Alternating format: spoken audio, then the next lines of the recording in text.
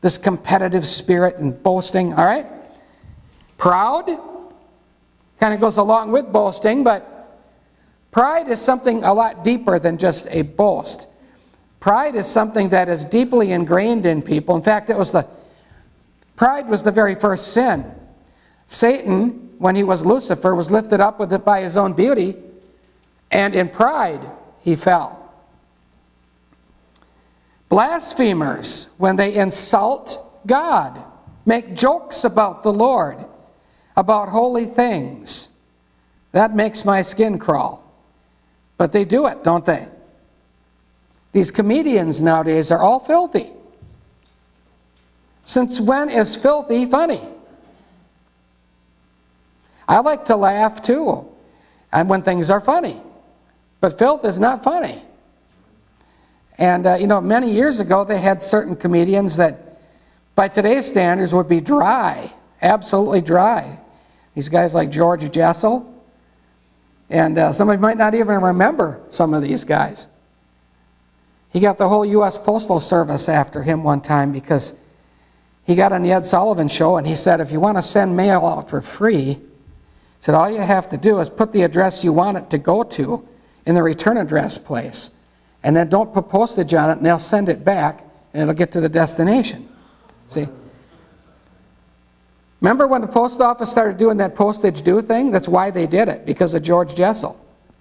And the government called him in on it. He told millions of people on Ed Sullivan that that's what they need to do. But, and everybody laughed about it, and it was kind of funny, really. But, in the old days, there were some people that could actually tell clean stories that made you laugh. I know Will Rogers stood up in front of the U.S. Senate. Actually, it was a joint session, the entire Congress. He stood up and he said, I have been invited to speak to you. And he said, I am Will Rogers. He said, I am a humorist. He said, I tell jokes for a living. And then he said, when I make a joke, it's a joke. He said, when the Congress make a joke, it's a law. And when they make a law, it's a joke. And everybody was laughing about that. And then right after that, he got on an airplane with Wiley Post, the greatest pilot that had ever lived up to that point, and never came back. The plane was never found again. They're up over Alaska somewhere. That was the end of Will Rogers. So some of these guys don't have a sense of humor, do they? But anyway, this time that we're living in is a time of blasphemy. Disobedient to parents, oh, there's none of that. Is there? It's about ubiquitous, isn't it? Every place that you look, there's defiance against parents, that parents are from the old school, they're from a different generation. They don't understand. And you see, they put that into children, that their parents couldn't possibly understand them. That they are a counterculture. You know why they call the young people a counterculture? Because they hang around the counter eating hamburgers and drinking sodas. That's why.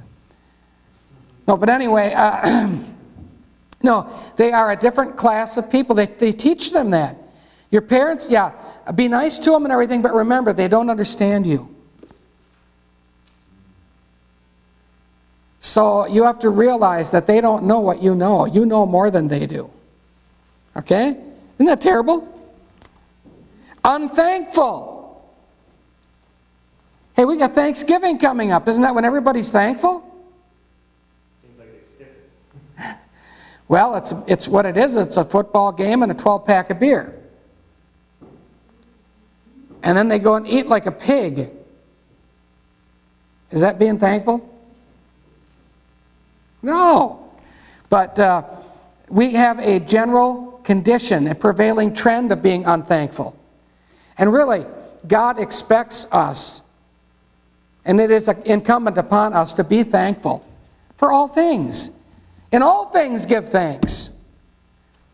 A thankful person is not a complainer. If you're thanking God, you're not complaining. What if Israel, when they left Egypt, did nothing but thank God? for opening the Red Sea. Thank you, Lord, for the manna. Thank you, Lord, for the water out of the rock. Thank you, Lord. Thank you, Lord. Always thankful. Hey, they'd have been over in a promised land in no time flat. But because they complained, they wandered around in circles for 40 years till the first generation died off, except for Joshua and Caleb. And they went into the promised land. The second generation. So, being thankful is a powerful thing. Unholy. Well, what does that mean? You could say unholy, that's kind of a catch-all, isn't it? That could be a lot of things. The word holy means separate. Separate. God is separate from all things. He is holy. There's none like unto him.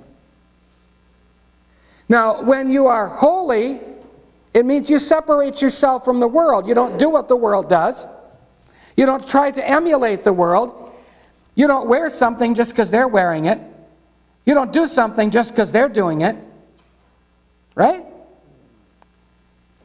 Unholy means that everybody is mixing in, blending in, being one big general consensus of evil, and they are unholy. They are just in a situation where nobody is separating themselves from the trends and the wicked ways of the world. Okay? Now, it goes on. Without natural affection. Natural affection. God has put an affection in us, a love in us, that is just built in. Now, I know there's the love of God, the agape love, that is a gift from God.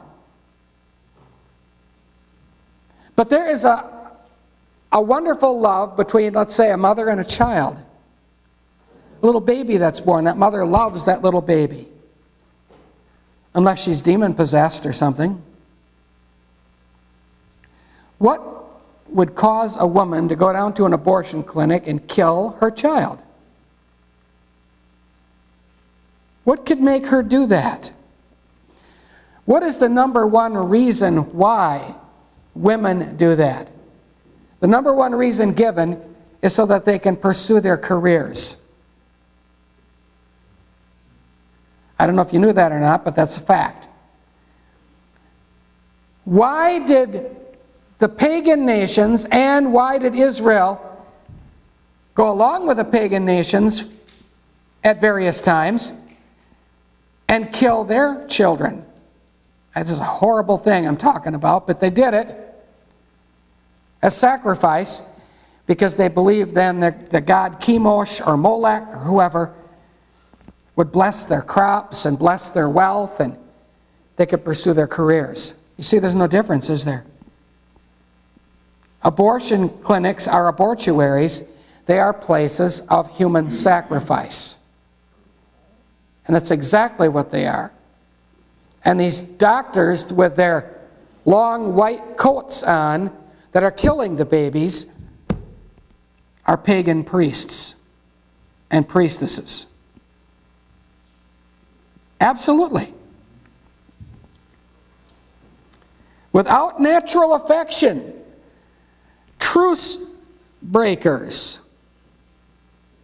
Now what that means is irreconcilable. It means that people will not get along with each other. Is there any of that in the world? It really is what it's saying here. Now you can look at that in deeper senses of the word too. But we'll get into that in a little bit.